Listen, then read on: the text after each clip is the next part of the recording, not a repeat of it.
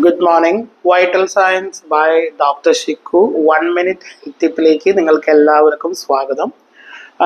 ഇന്ന് ഞാൻ ഷെയർ ചെയ്യുന്ന ഒരു ഹെൽത്ത് ടിപ്പ് എന്താണെന്ന് വെച്ച് കഴിഞ്ഞാൽ, നോക്കൂ, സാധാരണയായി നമ്മൾ കൊളസ്ട്രോൾ ചെക്ക് ചെയ്ത് നോക്കുമ്പോൾ നമ്മുടെ ബോഡിയിലെ cholesterol levels, plasma cholesterol levels check ചെയ്ത് നോക്കുമ്പോൾ നമുക്ക് ഏതാനും പാരാമീറ്റേഴ്സ് കാണാൻ പറ്റും. Like high density lipoprotein, low density lipoprotein, triglycerides, intermediate density lipoprotein, very low density lipoproteins, അതുപോലെ തന്നെ കൊളസ്ട്രോൾ ലൈക്ക് ടോട്ടൽ കൊളസ്ട്രോൾ റേഷ്യോസും കാര്യങ്ങളും കാണാൻ പറ്റും.